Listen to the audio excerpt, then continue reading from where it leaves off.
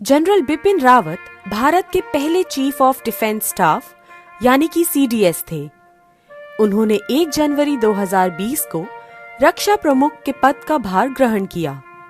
इससे पूर्व वो भारतीय थल सेना अध्यक्ष के पद पर 31 दिसंबर 2016 से 31 दिसंबर 2019 पद पर रह चुके थे। बिपिन लक्ष्मण सिंह रावत का जन्म 16 मार्च 1958 को पौड़ी गढ़वाल जिला उत्तराखंड में हुआ था। इनका परिवार कई पीढ़ियों से भारतीय सेना में सेवा दे रहा था।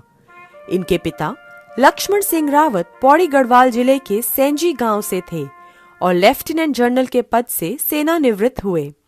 इनकी माता उत्तरकाशी जिले से थी। जनरल बिपिन रावत की शुरुआती शिक्षा देहरादून के कैम्ब्रिन हॉल स्कूल और शिमला के सेंट एडवर्ड स्कूल में हुई। इसके बाद इन्होंने खड़कवासला स्थित राष्ट्रीय रक्षा अकादमी में दाखिला लिया। इसके बाद रावत ने भारतीय सैन्य अकादमी देहरादून से प्रथम श्रेणी में स्नातक की उपाधि प्राप्त की और यहां उनके बेहतरीन प्रदर्शन के लिए स्वॉर्ड ऑफ ऑनर दिया गया।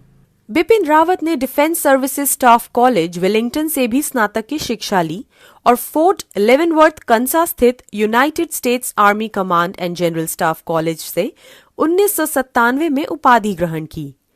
बाद में बिपिन रावत ने मद्रास विश्वविद्यालय से रक्षा अध्ययन विषय में एमफिल की उपाधि एवं प्रबंधन एवं कंप्यूटर अध्ययन में डिप्लोमा भी प्राप्त किया। वर्ष 2011 में उन्हें चौधरी चरण सिंह विश्वविद्यालय मेरठ द्वारा डॉक्टरेट ऑफ फिलॉसफी से सम्मानित किया गया। 16 दिसंबर 1978 को बिपिन रावत को 11 गोरखा राइफल्स की 5वीं बटालियन में नियुक्त किया गया था, जो उनके पिता लक्ष्मण सिंह रावत की इकाई थी। उन्होंने आतंकवाद रोधी अभियानों का संचालन करते हुए 10 साल बिताए और मेजर से लेकर वर्तमान सीडीएस तक विभिन्न सेवाओं में काम किया।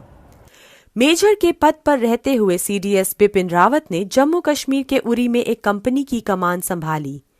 साल 1986 में बिपिन रावत की शादी मधुलिका से हुई थी। उस समय वे सेना के कैप्टन के पद पर थे। शादी के बाद शुरुआती दिनों में वे अपनी पत्नी से अलग रहे। इसका कारण बिपिन रावत का सैनिक मन था। जनरल रावत की पोस्टिंग उन दिनों बॉर्डर पर थी। उन्हें लगता था कि परिवार को साथ रखने से वे अपनी जिम्मेदारियां निभाने में कमजोर पड़ जाएंगे। इसलिए उन्होंने बच्चों की परवरिश की जिम्मेदारी मधुलिका पर छोड़ दी और खुद देश सेवा में लगे रहे। उन्होंने कर्नल के रूप में किबिथू में एलसी के साथ अपनी बटालियन की कमान संभाली। ब्रिगेडियर के पद पर पदोन्नत होने के बाद उन्होंने सोपोर में राष्ट्रीय राइफल्स के 5 सेक्टर और कोंगो लोकतांत्रिक गणराज्य MONUSCO में एक अध्ययन 7 मिशन में बहुराष्ट्रीय ब्रिगेड की कमान संभाली, जहां उन्हें 2 बार फोर्स कमांडर की प्रशस्ति से सम्मानित किया गया। बिपिन रावत ने उरी में 19वीं इन्फेंट्री डिवीजन के जनरल ऑफिसर कमांडिंग के रूप में पदभार संभाला, जब उन्हें मेजर जनरल के पद पर पदोन्नत किया गया। एक लेफ्टिनेंट जनरल के रूप में उन्होंने पुणे में दक्षिणी सेना को संभालने से पहले दीमापुर में मुख्यालय वाली 3 कोर की कमान संभाली।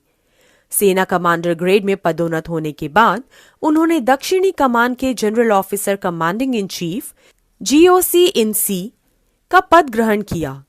थोड़े समय के कार्यकाल के बाद उन्हें vice chief of army staff के पद पर पदोन्नत किया गया।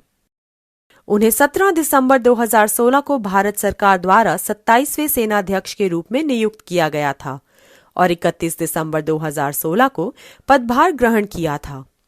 उन्होंने भारतीय सेना के चीफ ऑफ स्टाफ कमेटी के 97वें और अंतिम अध्यक्ष के रूप में भी कार्य किया।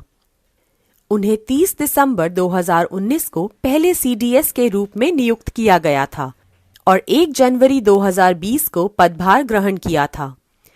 8 दिसंबर 2021 को जनरल रावत, उनकी पत्नी और उनके निजी स्टाफ के अन्य सदस्यों समेत कुल 10 यात्री और चालक दल के 4 सदस्य भारतीय वायुसेना के मिल MI-17 हेलीकॉप्टर पर सवार थे, जो सुलुरु वायुसेना हवाई अड्डे से वेलिंगटन स्थित रक्षा सेवा स्टाफ कॉलेज जा रहा था, जहां जनरल रावत को व्याख्यान देना था।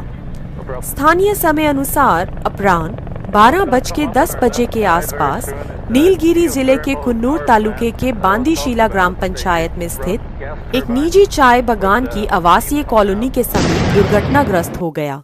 दुर्घटना का स्थान उस जगह से लगभग 10 किलोमीटर की दूरी पर था जहां हेलीकॉप्टर को उतरना था। जनरल रावत और उनकी पत्नी समेत अन्य 11 लोगों के निधन की पुष्टि बाद में राष्ट्रीय वायुसेना द्वारा की गई। भारतीय वायुसेना के ग्रुप कैप्टन वरुण सिंह इस दुर्घटना के एकमात्र जीवित बचने वाले व्यक्ति थे और कुछ दिन बाद 15 दिसंबर को वे शहीद हो गए। शुक्रवार 10 दिसंबर को जनरल रावत का अंतिम संस्कार हिंदू रीतियों अनुसार एवं पूरे सैन्य सम्मान के साथ 17 तोपों की सलामी देते हुए बरार चौक पर संपन्न हुआ। दाह संस्कार की रस्म उनकी 2 बेटियों द्वारा पूर्ण की गई।